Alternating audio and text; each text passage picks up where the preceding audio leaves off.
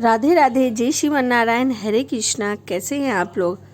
आशा करती हूँ कि भगवान हरि की कृपा आप सभी पर बनी रहे, आप सभी अच्छे हों, स्वस्थ हों। इसी कामना के साथ चलिए वीडियो को शुरू करते हैं और कथा का श्रवण पान करते हैं।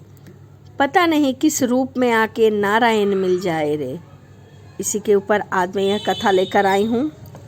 हरिद्वार में गंगा के किनारे साधु बनकर बैठा एक सिपाही, जो कि देखता वह आश्चर्यचकित हो जाता था, क्योंकि कुछ समय पहले तक लोगों पर अत्याचार करने वाला, रिश्वत लेने वाला और भगवान में जरा भी विश्वास न करने वाला एक घोर नास्तिक पुलिस का सिपाही क्यों सब कुछ छोड़ छाड़ कर साधु बन गया।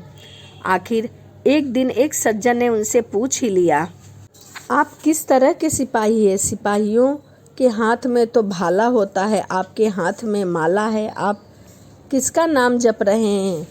यह साधु सिपाही के रूप में जितनी कड़क आवाज़ में बोलता था, आज साधु रूप में उतने ही विनम्र स्व शब्द में बोला, भगवान विष्णु का मंत्र। और मंत्र आपको किसने दिया? कौन है आपके गुरु? मेरी पत्नी है मेरी गुरु। सामने वाले व्यक्ति ने उपहास उड़ाते हुए कहा, वाह, यह भी बड़ा अजीब जोड़ा बना। सिपाही बन गया भक्त और स्त्री बन गई उसकी गुरु। डाकू रत्नाकर महर्षि वाल्मीकि बन जाते हैं और महापंडित रावण राक्षस बन जाता है। भगवान विष्णु असंभव को भी संभव कर देते हैं। अब उस व्यक्ति के मन में भी महाराज की कथा सुनने की इच्छा हुई। उसने पूछ लिया, तो महाराज, आपके एक सिपाही के भक्त बनने की क्या कथा है? कृपया करके मुझे बताने का कष्ट करें, शायद हमें भी कुछ सीखने को मिल जाए।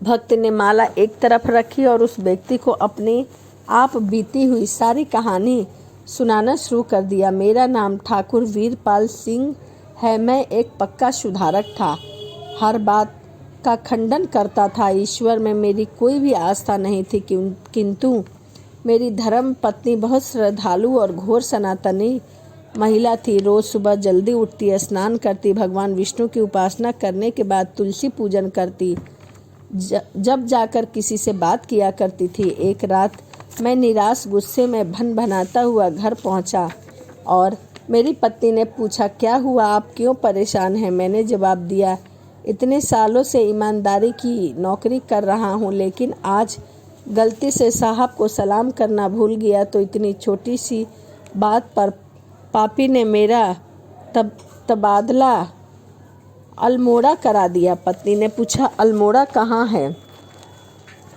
दूर ऊपर पहाड़ों में है, समझो धरती का आखिरी छोर है, मैं नहीं जाऊंगा वहाँ।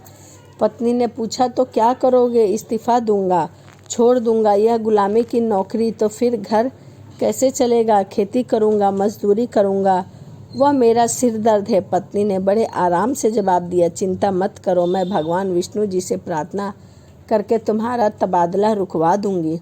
मैं नौकरी छोड़ दूंगा, लेकिन तबादला रुकवाने के लिए किसी के पैर नहीं पकड़ूंगा। पत्नी ने मुस्कुराते हुए कहा, कोई बात नहीं, आपको किसी के आगे सिर झुकाने की ज़रूरत नहीं है, आपका तबादला रुक जाएगा।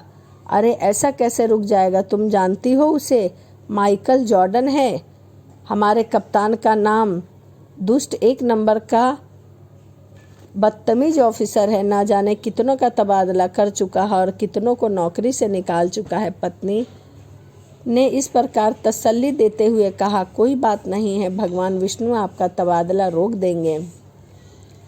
अब आप खाना खाओ और आराम करो। अब नास्तिक पति ने अपनी पत्नी का मजाक उड़ाना शुरू कर दिया, अरे यह भगवान विष्णु कोई चीज़ है क्या? कोई आदमी है क्या? यह ब्रह्मा विष्णु महेश कुछ भी नहीं है। पंडितों ने इस दुनिया में पूजा पाठ कर रखा है, यह भगवान कुछ नहीं होता, यह भगवान विष्णु कोई चीज़ नहीं होते। अगर इस दुनिया में कोई परमात्मा है तो वह निराकार है।